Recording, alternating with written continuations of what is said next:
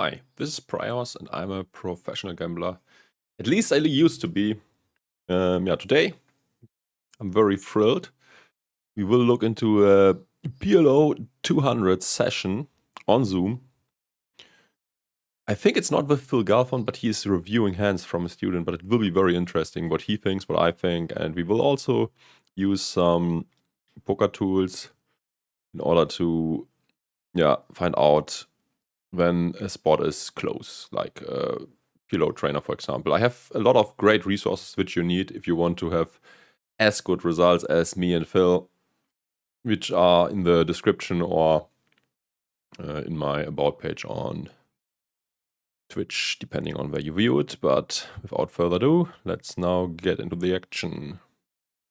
Hey everybody, this is Phil Galfond from RunAtOnce.com. Today to be reviewing some footage sent in by a Run At Once annual elite member. Thank you for sending this in, by the way. But yeah, without further ado, let's get into the action and see how our hero plays.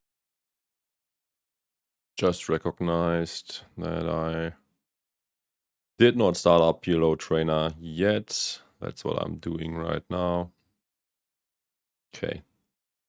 We are back on in a second. Here we go. Let's continue. As we defend the big blind. On the left table, which is relatively standard, I again study vision for pre-flop answers, not me. Yeah, I studied pre-flop a lot, and it's definitely standard with this hand against the button. But I would imagine that against Vision is the other program you can use for solver analysis. Also a link in my page.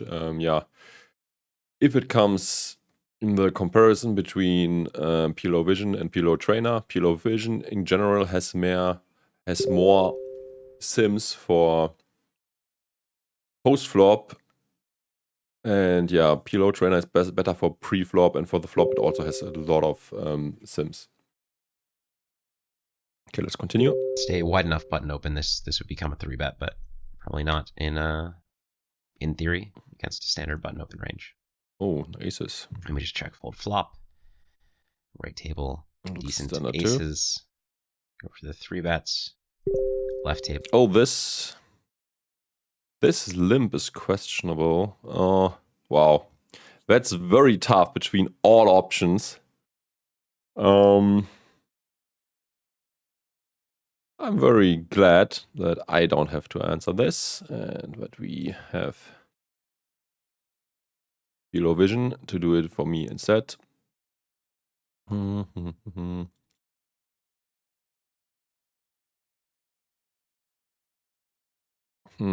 My intuition says fold, but let's see what the correct answer is according to the fault solver.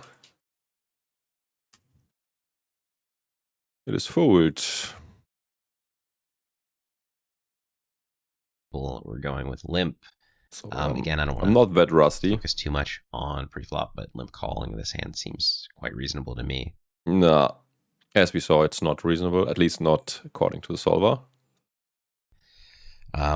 We'll see if our hero has a raising range and a limping range, but if so, I think putting high card connected hands that are not as strong, i.e. rainbow, in your limping range makes a lot of sense. So right table we get checked to on a pretty bad board for our hand, and a relatively bad board for our range. The 3-better here is going to have like more ace something something something. I mean primarily ace-ace, but a lot of other ace-x type hands. And we're going to be devoid of king-king and queen-queen combos pretty much. So I would expect to see a lot of leading from out of position here. One thing I would caution everybody against is, I think in theory there's a lot of leading here. In practice, you'll find some opponents who won't find as many leads. Okay, interesting that he wants to lead there.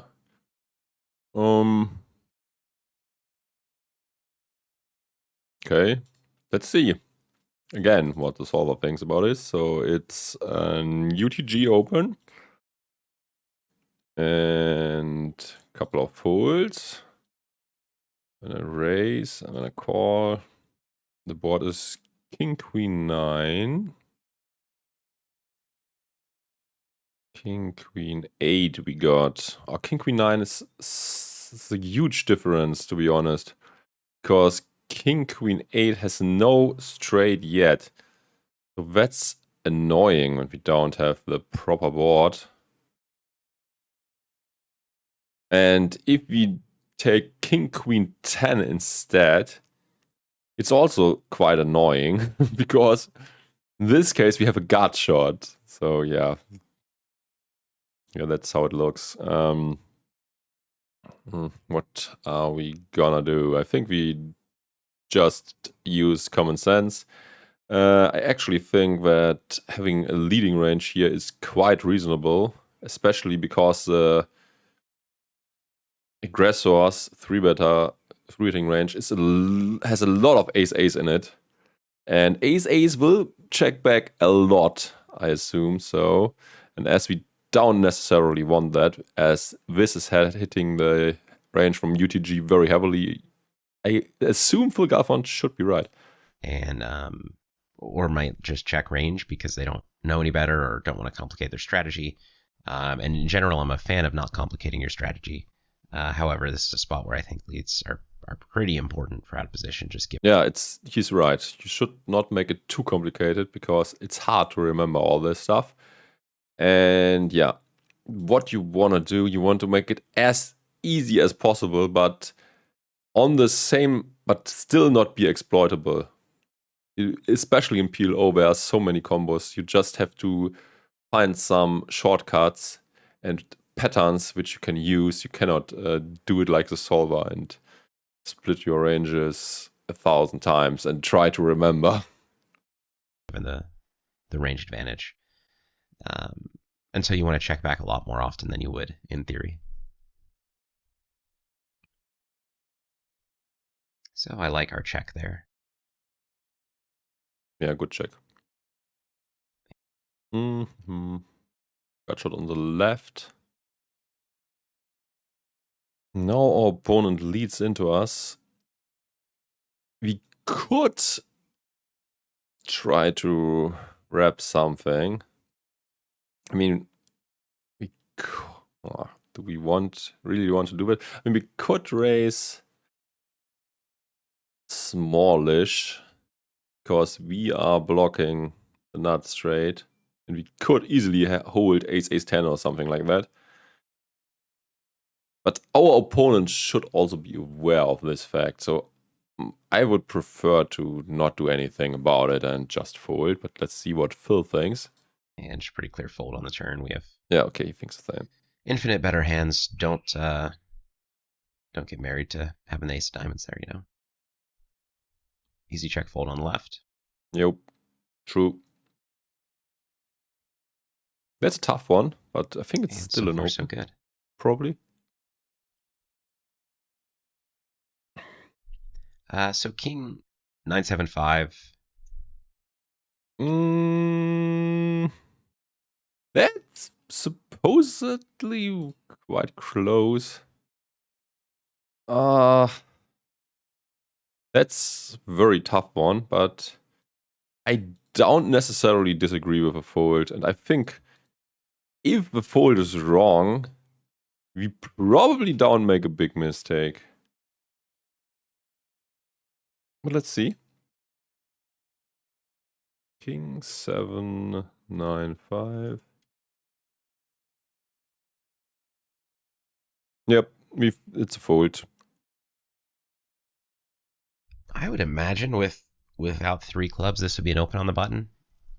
But again, consult vision. Even with. Let's check if it's an open without 3 clubs. I'm bringing back in PLO Trainer.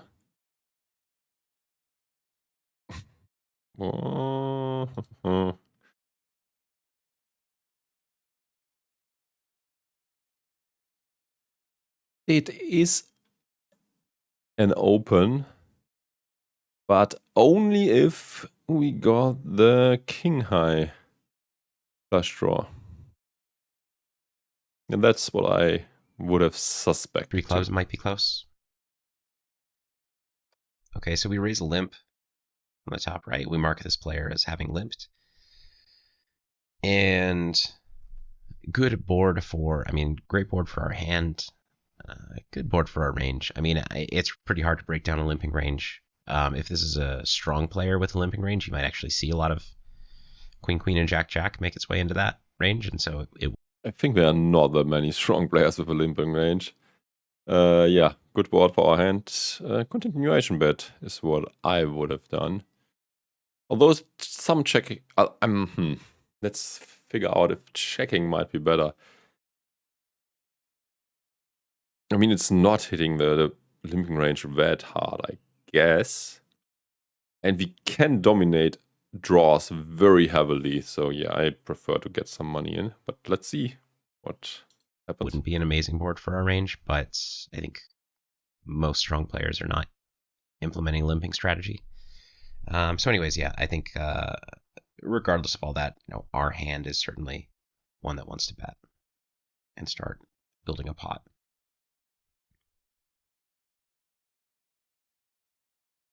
Oh, that's good. Oh, he snap wants to get it in. We go right to jamming. I think jamming is good. Timing tell. Yeah, I already said that jamming is great because he can get money in against a lot of dominated draws.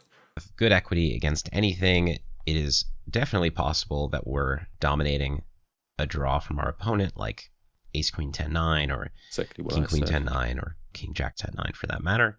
Or I mean even ace king jack 10, ace king queen 10. So I definitely like getting it in now. I don't think waiting does anything for us. We just play the turn out of position. Yeah, we run into hands like that quite a bit, but as you can see, that's worst case scenario pretty much, and we have 37% equity with money already invested. Standard from both players.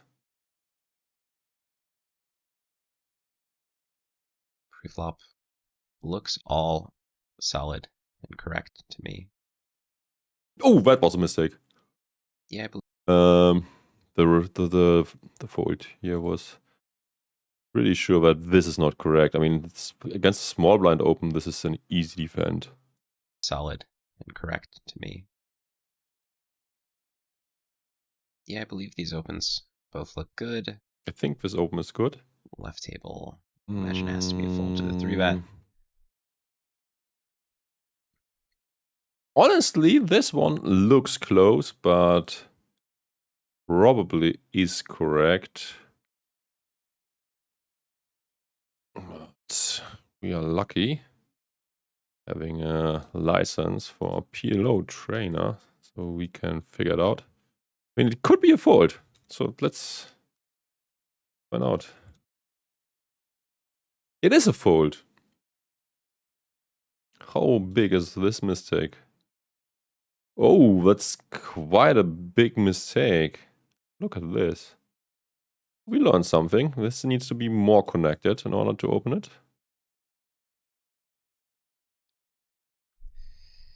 So again, oh, trouble ahead on the left, I suppose.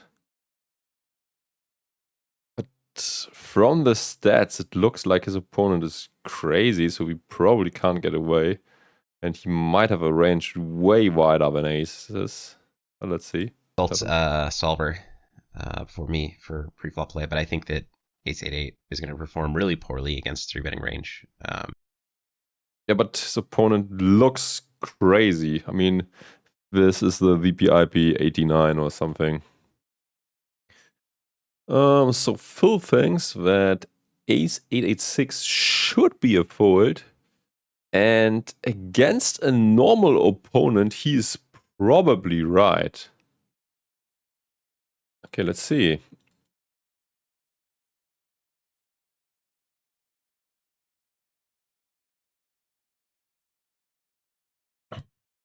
Ace 8-8-6.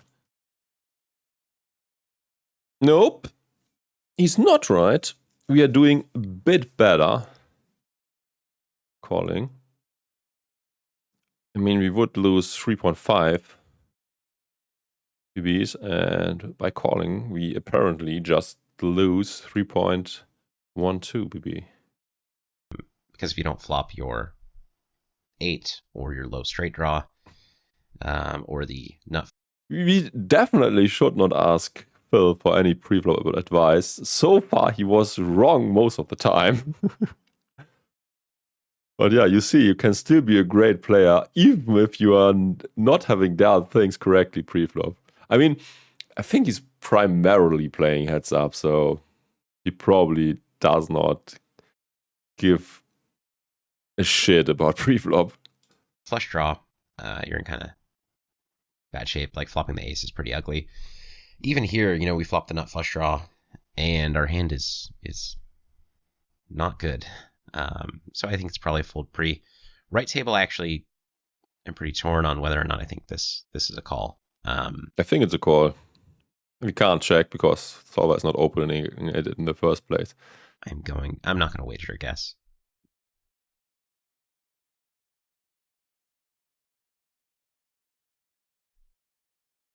He's leading. I think that, like... I think leading, if I am correct, and this is a crazy opponent, I think leading is rubbish. He should check raise if he has a wide range. And if he's not having a wide range, he probably should check call. The hand we folded on the right performs worse against a loose range than ace-8, 8-6, but better against a tight range. Agreed. So, yeah, I think that the opens both look good, and the 3-bet decisions or the versus 3-bet decisions I'm really unsure about. So we lead half pot on the left. So let's talk about the spot kind of holistically. Imposition has the ace-ace advantage. Obviously, both players are going to have a fair amount of the, you know... Well, although it's actually not that bad to lead half pot. I mean, you're giving yourself a good price. And aces are probably reluctant to put the money in, so didn't thought about it this way. So maybe my advice from before wasn't that good. No. Ace, like the ace Broadway, or, you know, multiple Broadway hands. So I don't think we have a big advantage there. But the fact that they have more ace-ace means that we're going to have, percentage-wise for our range, more of the king-queen jack-tens and the jack-10, 9-8s. And certainly the jack-jacks and 10-10s. Not that we open a ton of those, but we open some, certainly. So those make up more of our range than for our opponent. SPR is 4. I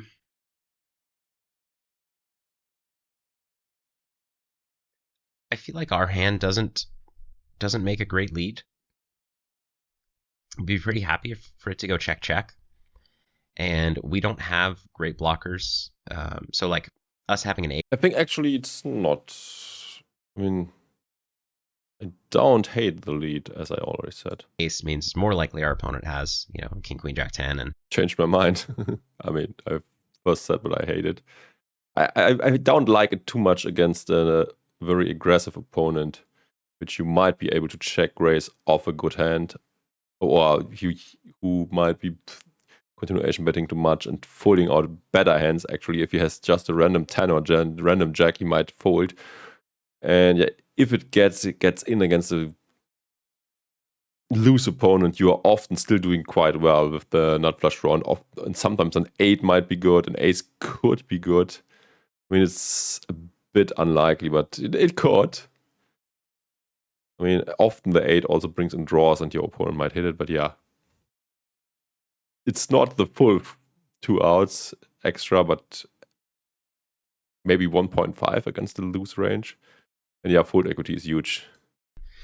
King, king, queen, for that matter. And 8s don't really help us here, and they don't help us on a lot of turns. So when we half pot this flop, and the turn is not a diamond, we're going to be in a pretty uncomfortable situation. With the pot then up to, you know, almost 50 big blinds and stacks at 80. So I don't really like this lead. I like checking, letting it go check. He's right from the standpoint to say that he does not like our options on the turn with most runouts.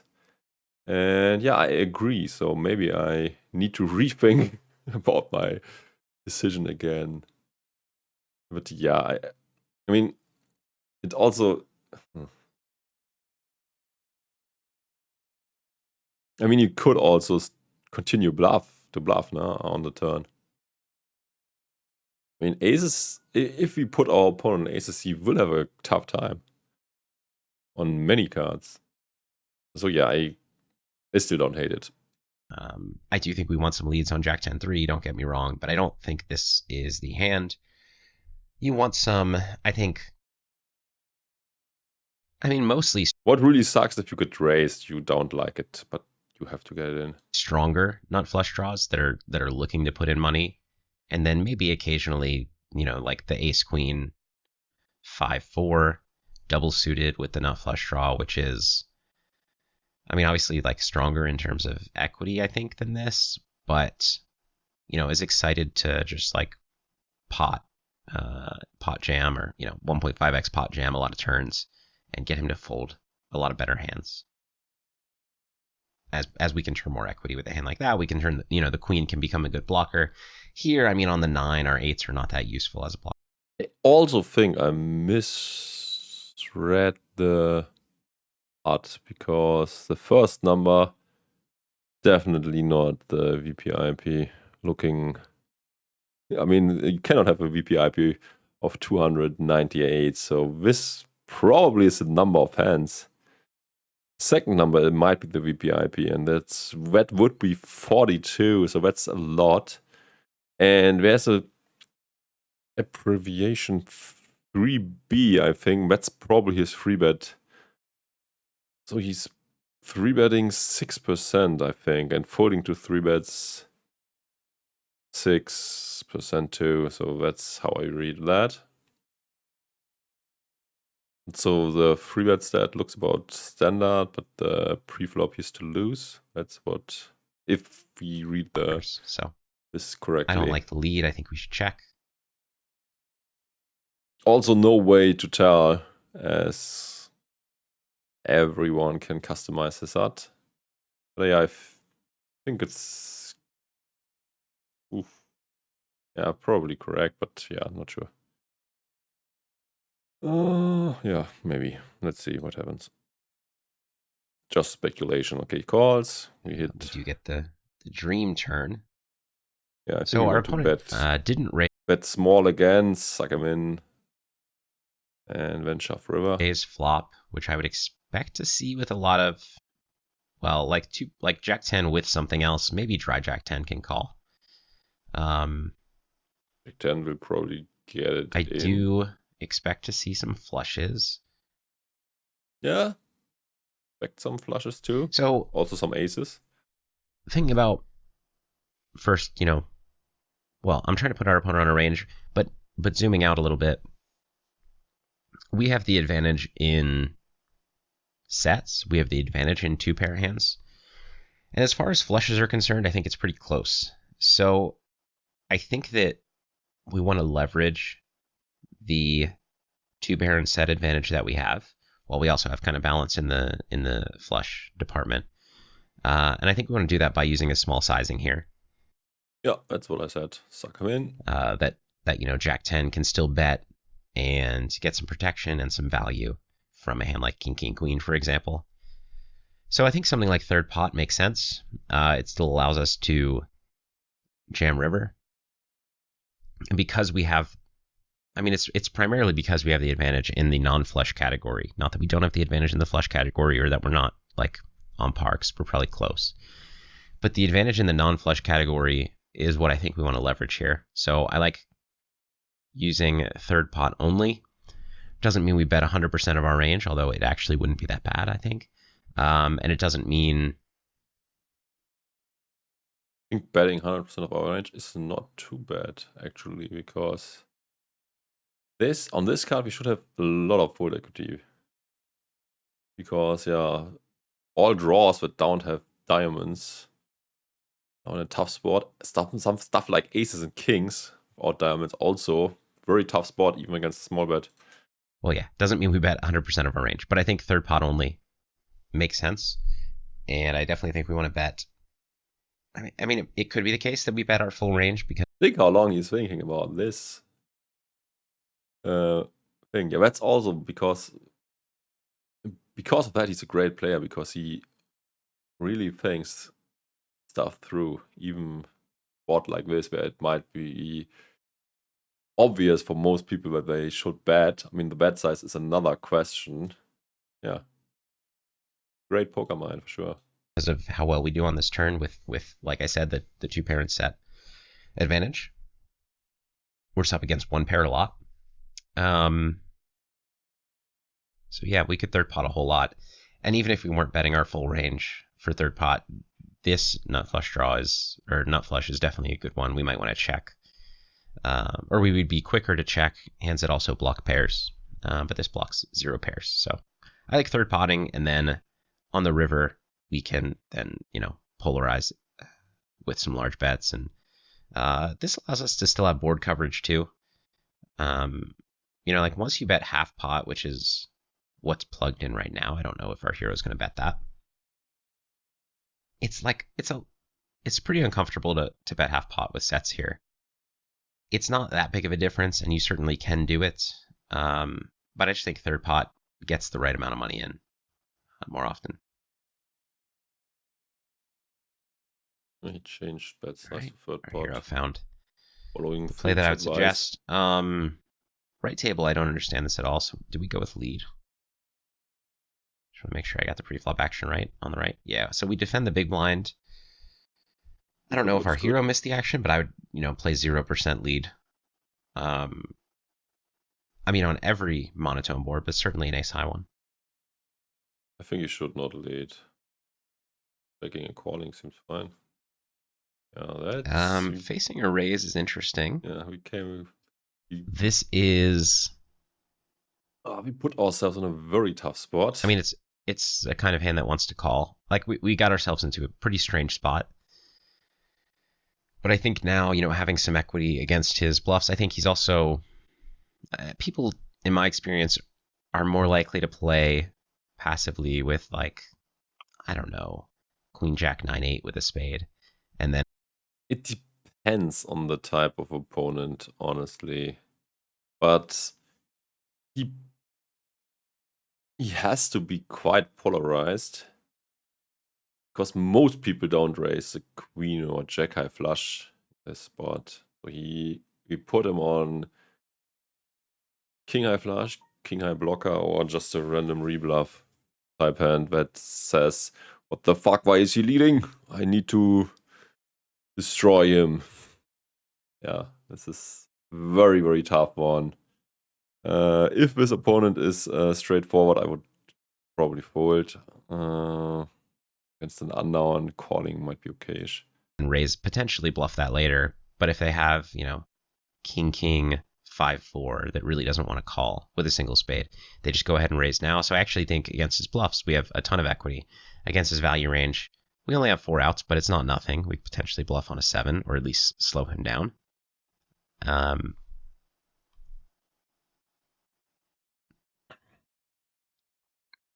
So I do like the call. Another spade makes blush in our opponent's hand even less likely. And now that we have the 1 card straight, I don't think we need a bluff with our hand. Yep, check. I'd love to see what our opponent shows down here. I hope we're able to. But I think very clear check for us. We are very, very low in our range, but I think that having the spade is so important here. That first of all, I would usually want to bluff with a spade. It's pretty hard to get here with a single spade. But I don't know, it's a spot where our opponent raises the flop, represents a very polarized range, and then checks turn. So our opponent's saying, well, I was bluffing the flop, I don't have anything.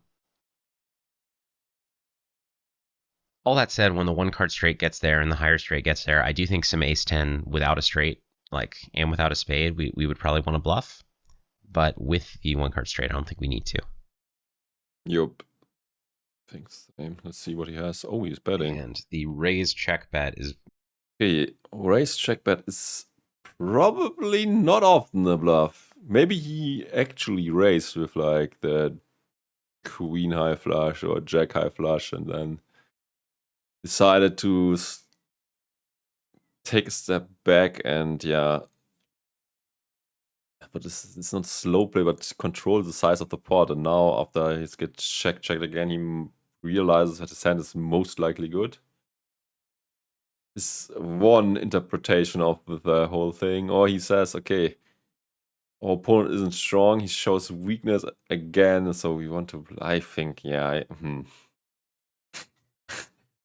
think I would fold. Let's see what Phil suggests. A very strange line that you don't see very often. Usually when somebody raises flop and checks the turn, they're just done with the hand, and I think that's true. Yeah, that's also what I thought. And I mean, the scenario might be correct, but he has like a jack high flush or queen high flush.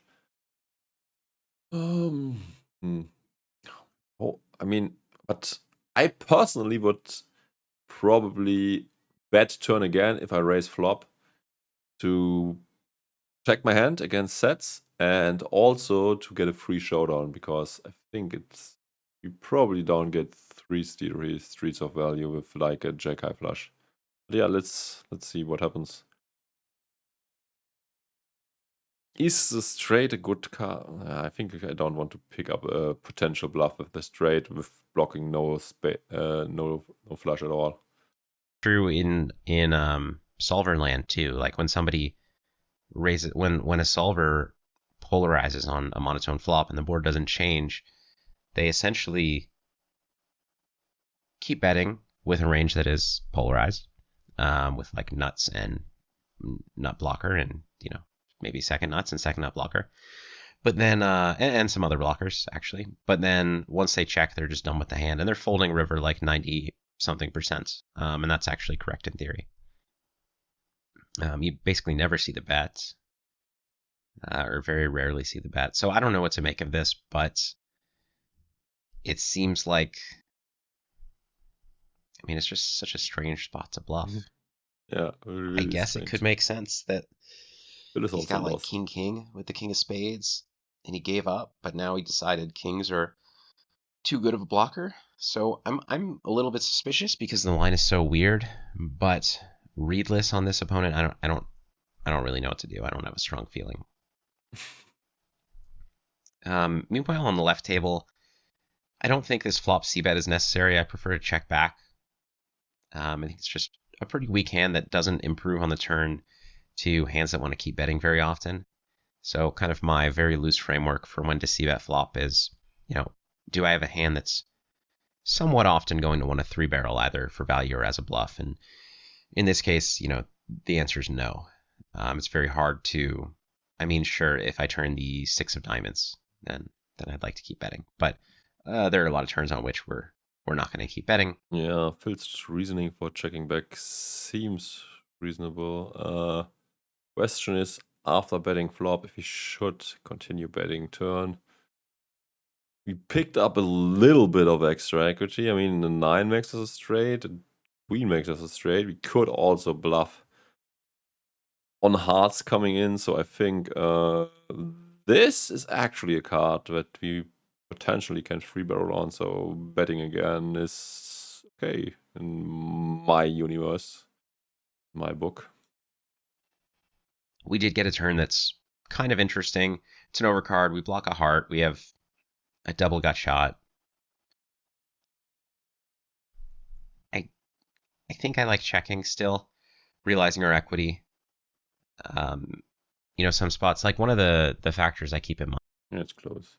I would bet, but Mind in situations like this, when I have like the 8-7 gut shot, is will a bet here clear up some hands to make my 9 live? So will I fold out, let's say, king queen? And we're never going to fold out a king queen that called flop. We're probably not going to fold out many queen 8 hands that called flop either. So that's just one. Oh, we could fold out a 10. Might fold out like 6-4. I mean, there are hands we can fold out. I think it's reasonable to bet. And we have a lot of rivers we could bet again. small factor. I lean towards checking. It's not the worst to bet with the King of Hearts. I would never c-bet this turn without the King of Hearts, though. Yeah. King of Hearts is needed to make this bet. And like I said, I would have preferred a flop check. Wow, pot. Yeah, I mean, right table, I have Whoa, no that's not fold, yeah. Good decision. It's just one of those spots that you never really find yourself in. Okay, You just have to guess what kind of strange I would have play your loved if opponent he made. called because I am very curious what his hand is, but I think folding is a better decision. Whether it's a strange play with a value hand or a strange play with a bluff. I think ace, queen, queen is I don't like this squeeze, by the way. You're out of position. It's unlikely that these guys both fold. Our hand is extremely crappy. I would just call because this hand does not play well out of position, especially not against two opponents potentially. So yeah, me that's just a call. an open, even rainbow. On the right table. Left table, I'm not positive this is a squeeze. Again, consult vision. They're both a little bit deeper, which bodes well for us, have kind of widening our squeeze range in general. I think with these 3 people in the pot thing, the solver often does not do a very good job. But yeah, let's still look into it.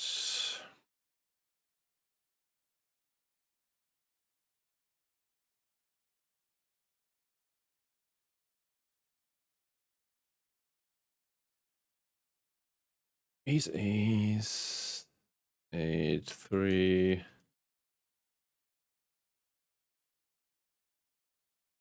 Oops, was not the correct button.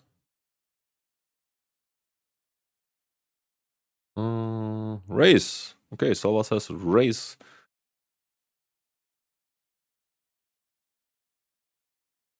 And look how big of a difference this supposedly is.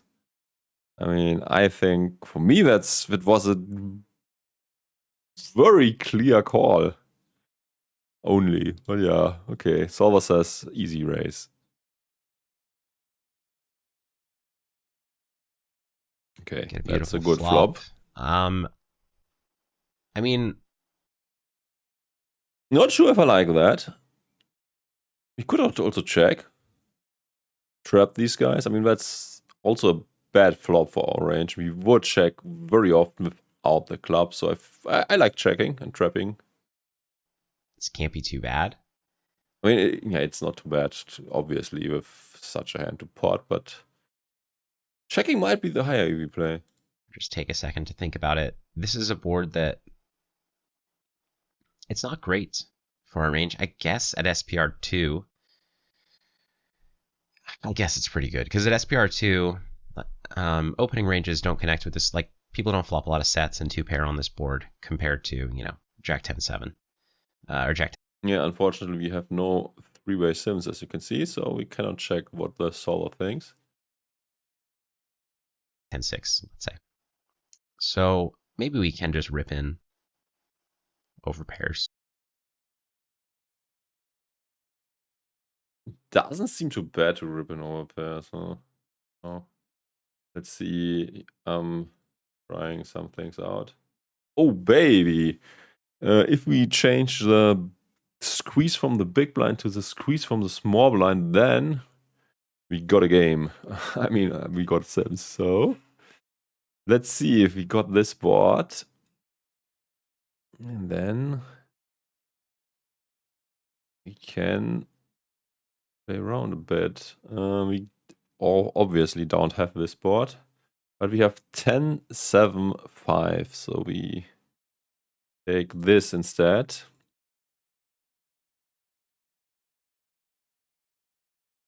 So, and download.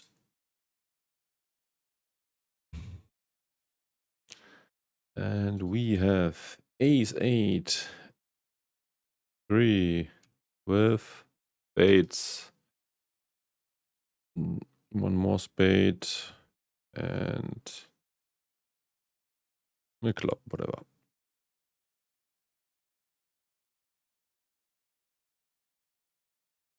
Oh, looks like the dude did his homework. The solver wants to fire at it 100% of the time.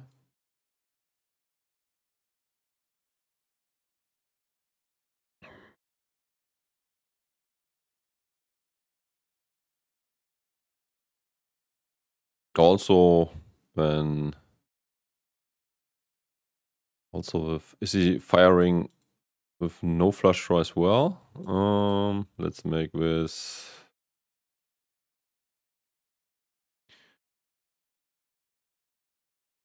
No. Okay, he's checking and he has nothing go with it. What if we have diamonds? We have diamonds and hearts, let's say. What happens then?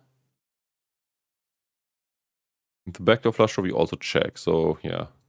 Okay. Solver says it's solver approved. Here against 2 players. Against 1 player, we obviously can. Yeah, okay. And I don't think it makes a lot of sense to check our hand. I think that it gets checked through reasonably often, including times that our flush draw was dominating a flush draw. And here they just kind of have to go with pair flush draw, which is really good for us, obviously. Like that.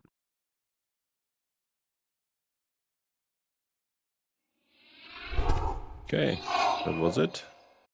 Thanks, run it once. Yeah, enjoyed this review.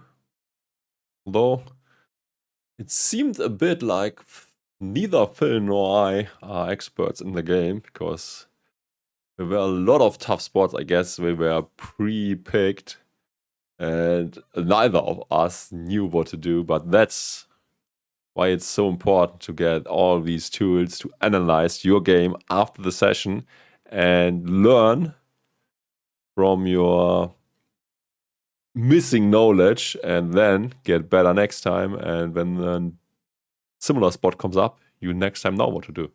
Yeah, I hope you enjoyed this. If that's the case, you might also enjoy my other channel, Finance with Wexel. Yeah, feel free to sub to this one as well and look into it. I put a lot of effort and time into the videos, and I think I got some quite great content. And if you are in cryptocurrencies, yeah, check it out for sure. Yeah, thanks for watching. Bye bye until next time, and do all the good social media stuff that's necessary, like, subscribe, and yeah, take care. Bye bye.